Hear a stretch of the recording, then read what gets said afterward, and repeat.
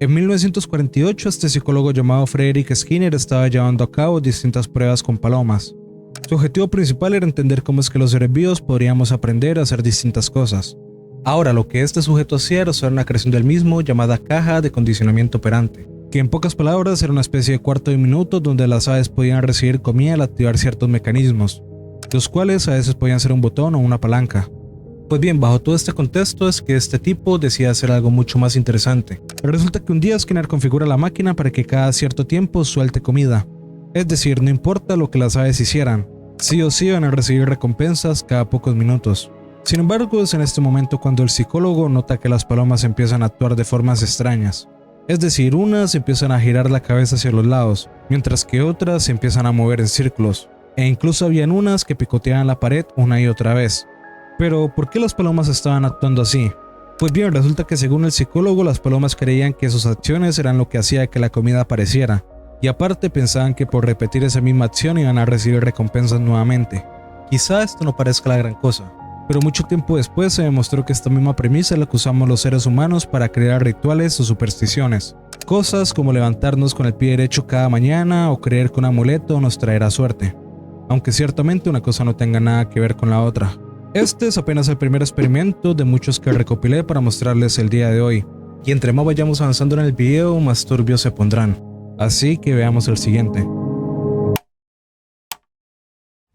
La presión social se define como la influencia que ejerce un grupo de personas sobre un solo individuo para que cambie su comportamiento, sus ideas o sus decisiones.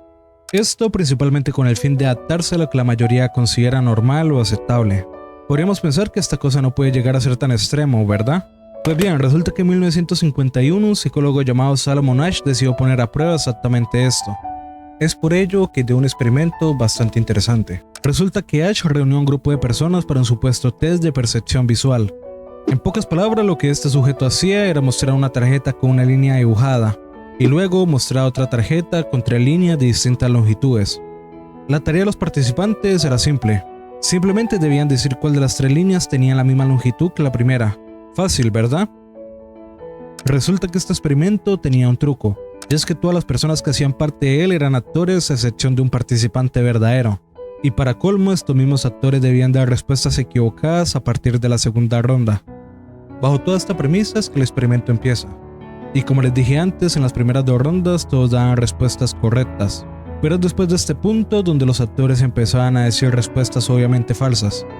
Lo más loco de todo es que el participante verdadero comenzaba a dudar de lo que veían sus propios ojos al escuchar las respuestas de los demás. Y por si fuera poco, repetía las mismas conclusiones que decían los demás actores. Esta misma reacción se repitió con distintas personas que participaron en el experimento. Ahora, ¿quieres saber un dato interesante de todo esto? Resulta que el 75% de los participantes se dejaron influenciar al menos en una sola ronda. Y es de esta manera que Asch demostró que muchas veces no actuamos según lo que creemos. En pocas palabras, preferimos encajar antes que tener la razón. Así que sin duda es bastante curioso lo que la presión social nos puede llegar a hacer.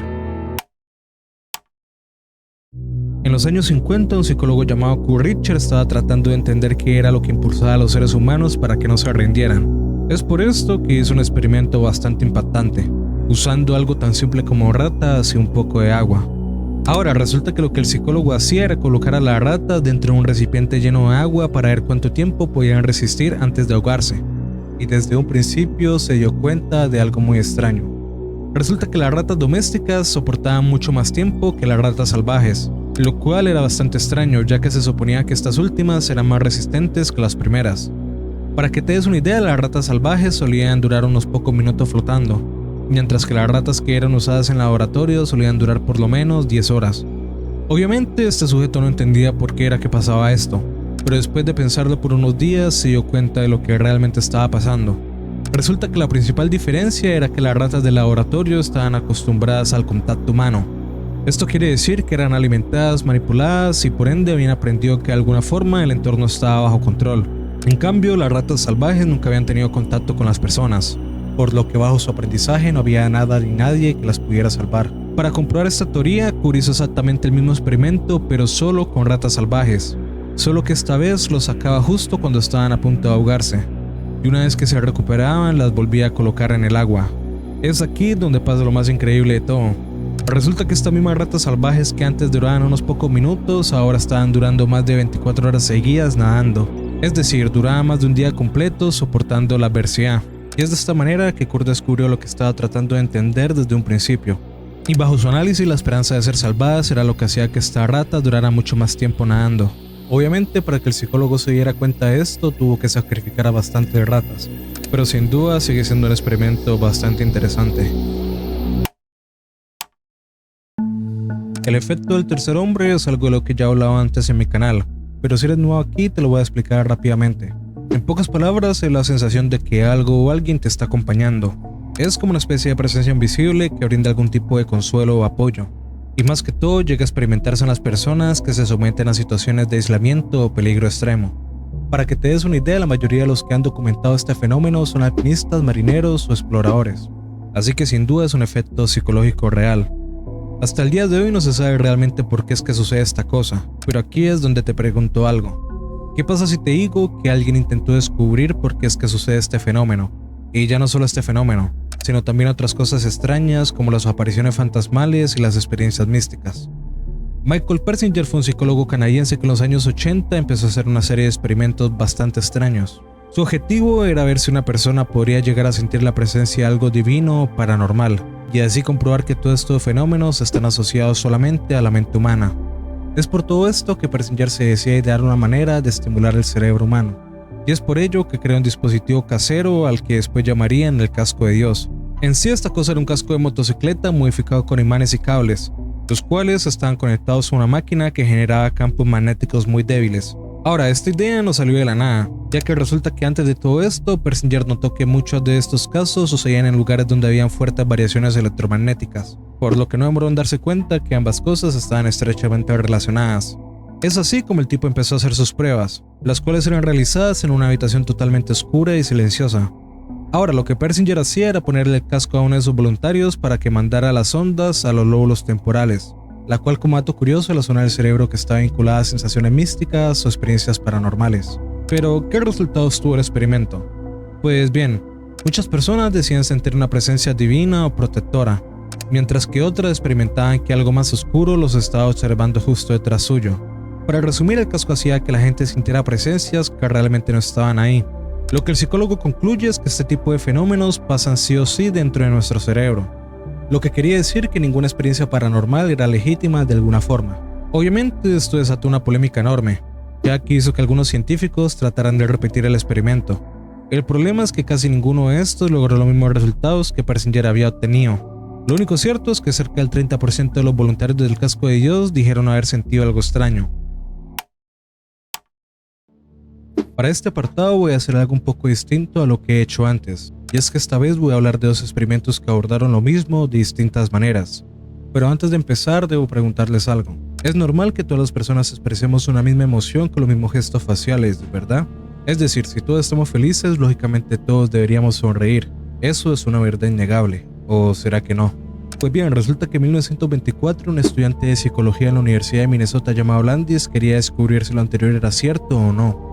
Es decir, quería ver si todas las personas compartimos el mismo gesto frente a la misma emoción. Para comprobarlo, reunió a muchas personas y les pintó marcas negras en la cara. Luego los sometió a una serie de estímulos que iban a generar ciertas reacciones, y aparte iba a fotografiarlos en el momento justo para estudiarles el rostro. Al principio los estímulos eran cosas leves.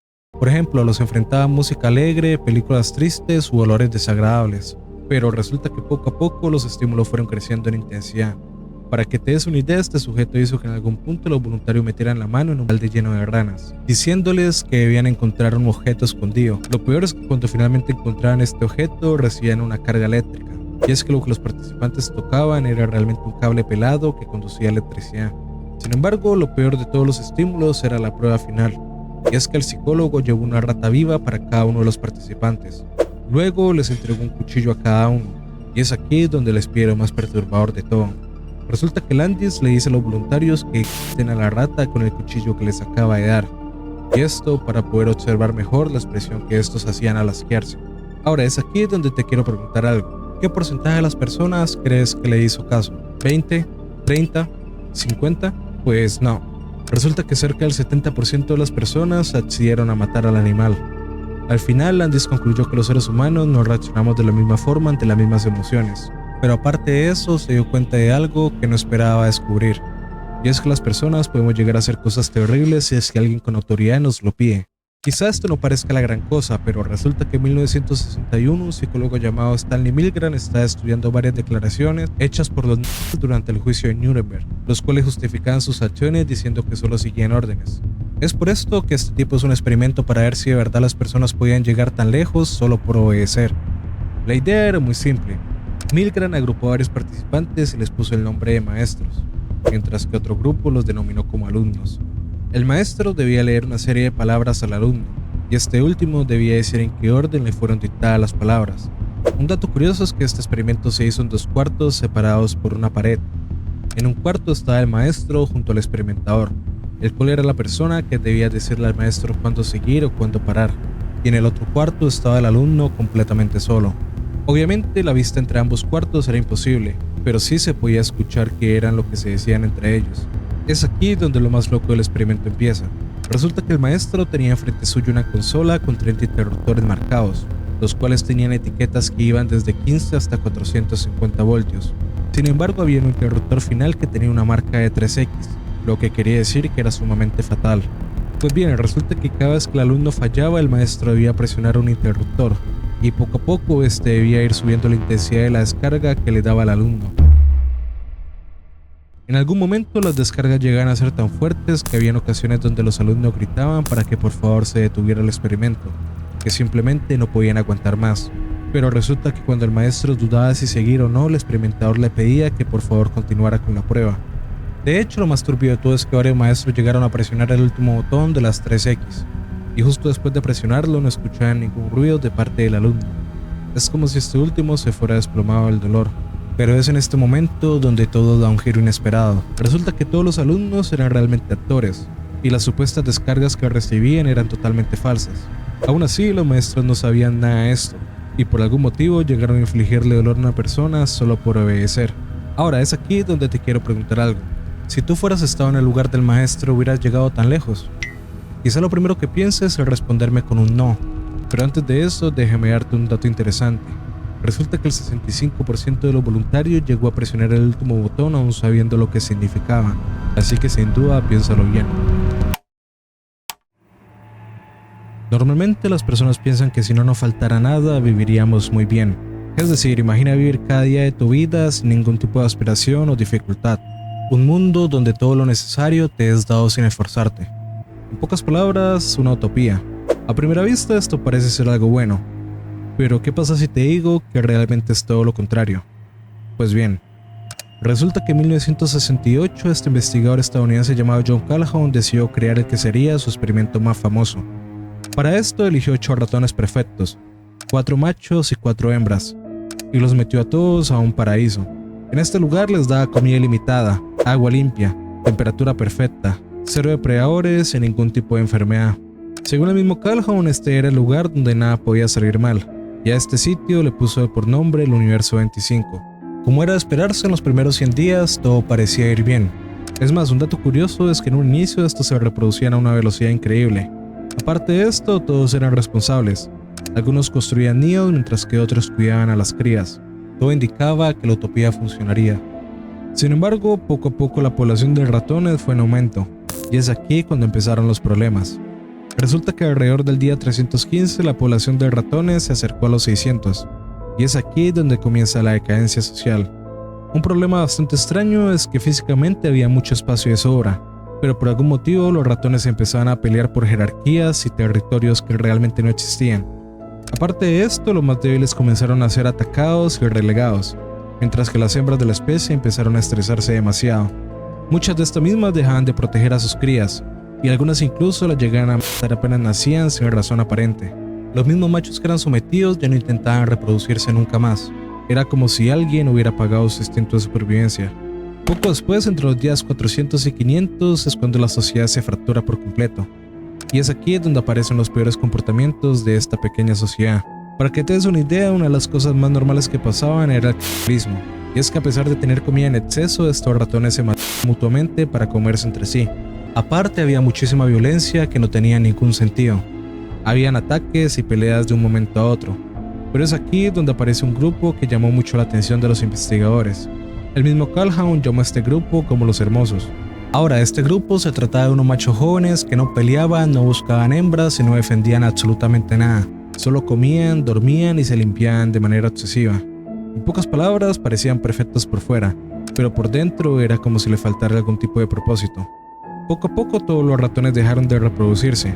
Los viejos morían por violencia o por abandono, mientras que los jóvenes no sabían cómo comportarse socialmente. Es más, el mismo Calhoun retiró a algunos de estos ratones hermosos y los llevó a un espacio nuevo, solamente para ver si ahí sí iban a ser capaces de reproducirse. Pero obviamente nada de esto sucedió. Alrededor del día 560 la natalidad cayó a cero, lo que en pocas palabras significaba que el colapso era irreversible. Con el tiempo todos los ratones murieron, y lo más perturbador es que no lo hicieron por hambre o por enfermedad, simplemente lo hicieron porque la sociedad dejó de tener sentido para ellos. El universo 25 no fue un fracaso a pesar de todo. Simplemente es una representación de lo que Calhoun creía que nos pasaría en un futuro si estuviéramos lo suficientemente cómodos. Aunque no lo creas, los problemas también son necesarios. Si hablamos de animales inteligentes, lo primero en lo que pensaríamos sería en un pulpo, un simio o un perro. Pero lo cierto es que los delfines son tan o más inteligentes que todos ellos. Es más, un dato curioso es que estos animales respiran conscientemente, y cualquier delfín puede dejar de hacerlo por decisión propia en cualquier momento. Este dato quizá no parezca importante, pero ya verás que más adelante va a tener muchísimo sentido. Resulta que en 1960 un grupo de científicos tenía una obsesión con hacer hablar inglés a los delfines. Según ellos, si un delfín pudiera comunicarse con los humanos, entonces nosotros también podríamos hacerlo con civilizaciones alienígenas. Este proyecto estaba dirigido por John Lilly, un neurocientífico fascinado por la inteligencia animal. Ahora, para lograr este proyecto, lo que hicieron fue construir un laboratorio en una isla del Caribe, al cual llamaron la Dolphin House. Es bajo todo este contexto que en 1964 llega una joven investigadora llamada Margaret Lovatt. Días después de su llegada, le asignan un delfín macho llamado Peter. La instrucción que le dan es bastante simple. Lo único que tiene que hacer es pasar 24 horas al día junto a él, 6 días a la semana. Ahora, para que te des una idea de lo serio que era este proyecto, la misma mujer tenía que dormir sobre una cama elevada sobre el agua, escribiendo sus notas mientras que Peter nadaba a su lado, y aparte tenía que estar repitiéndole palabras una y otra vez. El objetivo era que Peter finalmente pudiera imitar el habla humana, pero después de meses de no tener éxito es cuando el experimento se empieza a tornar un poco oscuro. Resulta que Peter empieza a llegar a la madurez, y es por esto que poco a poco se va volviendo incontrolable. De un momento a otro interrumpía las sesiones, se frotaba contra Margaret y no dejaba trabajar a las otras personas.